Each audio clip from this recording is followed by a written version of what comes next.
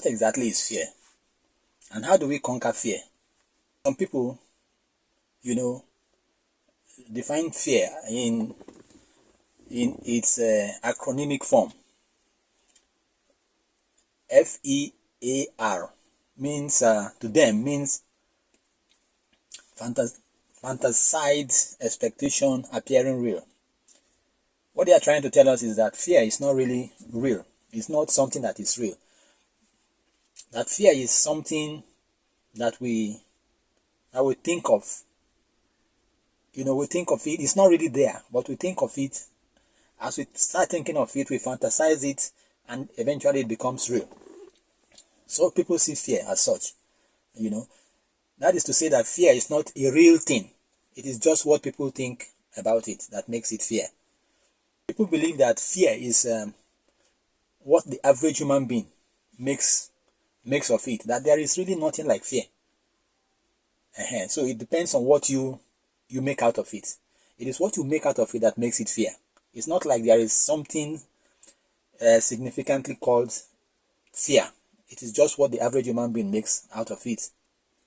Nobody is exempted from fear. Nobody. It could affect a nation, it could affect an individual, it could affect an employee, it could affect an employer, it could affect a student, it could affect, a parent. There is nobody that's exempted from fear. Now let's take a look at it from this angle, from the angle of a nation. A nation could, be afraid of certain things. It could be afraid that the next door neighbor that is more powerful is coming to, invade them. So as a result, they start making certain preparations to ensure that even when they are invaded, they are able to defend themselves. A nation could also be afraid of, depression. Depression is a situation where things become too expensive, for the average human being. It's not a thing that anybody prays for. So a nation could be afraid of, such depression. And what they do is that they start spending monies to ensure that depression does not occur. A nation could also be afraid that some criminally minded persons are coming into the nation to invade them. I'm trying to say that a nation could also be afraid that some other nations are coming to invade them, and they begin to prepare seriously. They begin to spend substantially on defense budget so as to ensure that they keep their citizens safe. A very good example is the state of Israel. The state of Israel has always been preparing for wars because it is surrounded by neighbors that are very hostile to its existence. So most of the time they are preparing for war. So they spend quite a lot of money on defense budget. Surrounding them are very hostile neighbors. They have the Houthis, from Yemen attacking them. They have Hezbollah in Lebanon attacking them. They have these people in Gaza, Hamas in Gaza attacking them. Even Iran, as far as Iran is also attacking them. Even though Iran tries to use some of the proxies around them to attack them, but the Israelis still wants to make sure that they defend themselves. So they spend quite a lot of money on defense budget. They don't toy with their defense budget. They spend so much, to make sure that their citizens are defended. Even Iran that we are talking about is also spending quite a lot on defense. Most countries in the Middle East spend quite a lot on defense because they don't.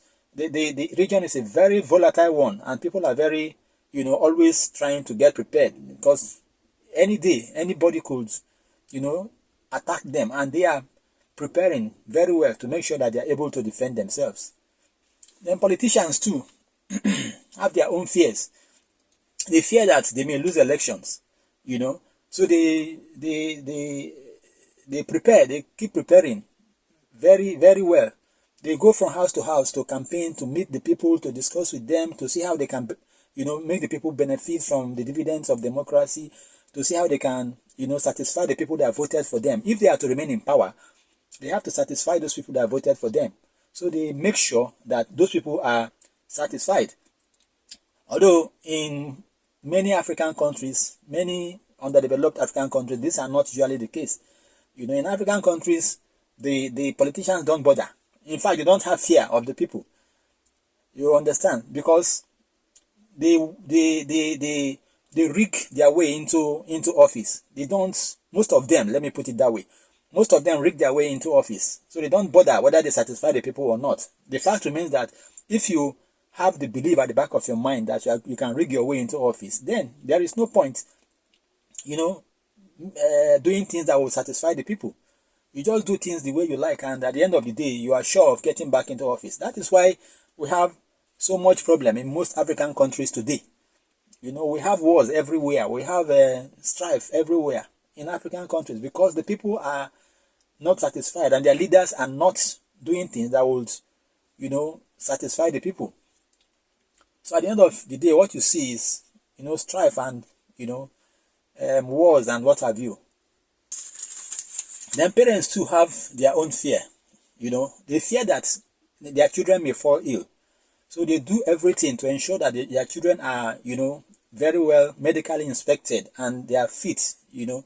So they quickly take them to hospitals from time to time to check up, to make sure that these children don't become sick. Then parents also fear that their children may not do well in school. So what most parents do is to look for the best school where their children will attend. They send them to the best schools. They employ some of the best hands to teach them, all in an attempt to ensure that at the end of the day, they pass their exams and, you know, they become somebody of substance. And again, most parents want to make sure that their children don't turn out to be criminals tomorrow. No parent would want his child to be a criminal tomorrow. So what they do is they make sure that they understand the kind of friends their children are going out with. What kind of friends are they going out with? What kind of schools are they attending? You know, what kind of friends are they keeping in school? You know, because of peer pressure in most schools, if your children are not with you, maybe they are in the boarding house, you know, they are easily influenced. Some terrible friends could influence them to become irresponsible. So what parents do is to make sure that they put them in schools where they have confidence, you know, that they will not fall into bad hands. So students too, you know, have their own fears. They fear that they may not pass their examination, you know. Consequently, many students start preparing very early to ensure that they pass their examination, while some students don't even bother because they know at the end of the day, they are likely to cheat. Government has from time to time, the authorities have from time to time put measures in place to ensure that students don't cheat. But for you as a student, if you know that you have an exam, it is better for you to start preparing early so that you don't find the examination tough. But where you are not preparing for the examination, you are just whiling away time, playing around, you may find the examination process very difficult. So they have that fear in them. Some students too are afraid of their teachers. They are afraid of their colleagues. They are afraid of their teachers because maybe they are not doing the right thing in school. Their teachers may report them to their parents. Their teachers may punish them. So they have that fear in them. Then some students also fear their colleagues. You know, this thing they call peer pressure. It's possible that they mix up with the wrong gang or with the wrong group, and they get into doing things that are not, their parents would ordinarily not be proud of. So there is that fear that the student you have sent to the boarding school may be doing something else. So the parents have the responsibility to make sure that they are well taken care of, they are well supervised in that school. The employee too have their own fears. The fear of the employee is that the company may sack them if they don't perform, very well. On the other hand, the economy could be bad. If the economy goes bad, the company will not do well. So the next best thing to do is to lay off staff. And once a staff is laid off, it becomes a problem. Because if you are laid off, there is no salary and your family will suffer. So the employee is usually afraid that, look, this thing may happen. The employer of labor to have their own fears. They are afraid also that the economy could go bad. And if the economy goes bad, the company will not do well. If the company does not do well, it has a way of backfiring on the staff of that company. Even the person, the entrepreneur or the owner of the company could have problems if the economy is not doing well, because the company will not do well. And if the company is not doing well, they may not be able to, meet up with all the obligations they have, undertaken to do. For instance, if you take a loan from a bank to run your business, and at the end of the day, the economy goes bad, you may not be able to meet up with such obligation. And if you are not meeting up with your obligation, too bad. Having seen all these fears, it is now our duty to find out, how do we conquer this fear? What do we do? How to take care or to arrest this fear which pervades society? One of the first ways to conquer fear, as enunciated by a former U.S. president, what's his name? F.D. Roosevelt, is to conquer fear itself. That if you can conquer fear itself, then you are as good as won the race. So do everything to make sure that fear does not become part of your life. Make sure that fear is conquered. Once you can conquer fear, there is no, it's a foregone conclusion that you have won. Secondly, we must persevere. If we are to conquer fear, we must persevere, we must remain undaunted, and we must continue to be strong-willed. What am I trying to say? Let us look at this story about two frogs that fell into a bucket of cream. The two frogs fell into a bucket of cream and they were trying to come out.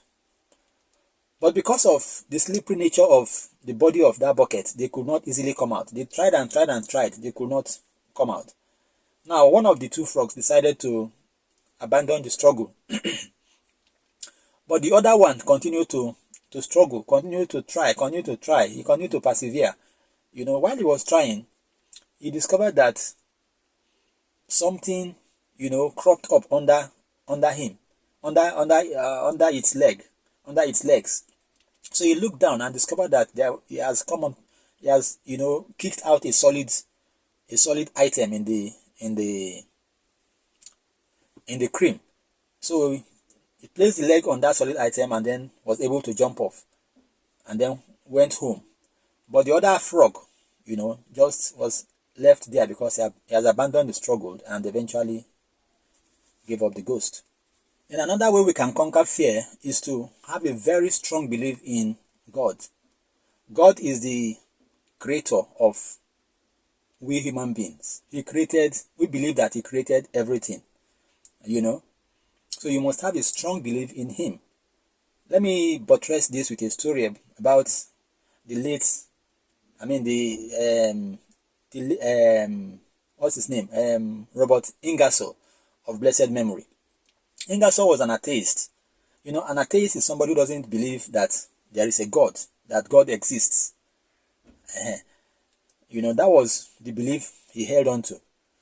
But when death stared at him in the face and terror struck him about death, he began to call on God to please have mercy on his soul. So this is a guy who ordinarily does not believe in God. He's now calling on God to have mercy on his soul. So that will tell you that, look, if you can easily defeat fear if you believe in God. And another way to conquer fear is to have faith. Faith is said to be something that exists, but you cannot see. You cannot really see it. So you need to have faith, all right, in that thing which you believe. There is this saying by some, wise man somewhere along, in the years past. He said that if fear begins to knock on your door, send faith to go and open the door. And when faith opens the door, you may just discover that there is nothing at the back of that door. So that is the heights at which faith is placed. So if you have faith in your belief, you may just easily discover that there is nothing like fear. Fear is just something you make up. And hear this other story about a man called Oliver Cromwell. Oliver Cromwell has, some servants, and Cromwell himself was usually, he worries so much and he fears so much. Anxiety is part of his life. So one day, one of his servants called him and said, "Master, can I talk to you?" He said, "You can go on." So he asked him, "Master, before you came into this world, do you believe that the Lord was running this world, was ruling this world?" He said, "Yes," he agreed. Now he went further. He said, "Master, do you believe that even after you've come and gone from this world, do you believe that the Lord will still be running this world?" He said, "Yes," he agreed.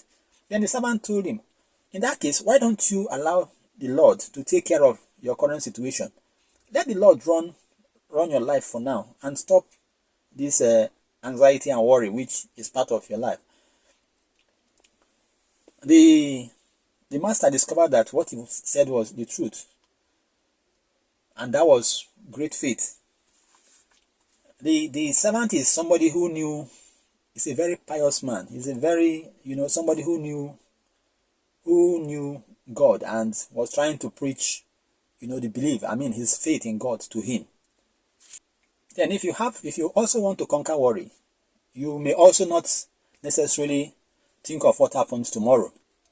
Let me tell you this story about a woman who has clocked over 100 years on earth. When they interviewed him as to why he lived so long in life, he said that what he normally does is, when he sits without worry. When he works very hard. But when worry comes into his life, what he does is to go to sleep. And once he goes to sleep, worry will naturally run away. So I wish we could have such faith and see how we can use that to conquer worry. Another way of conquering fear is to go out of your way and become a philanthropist. Yes, do some philanthropic work and see how you can take care of people around you.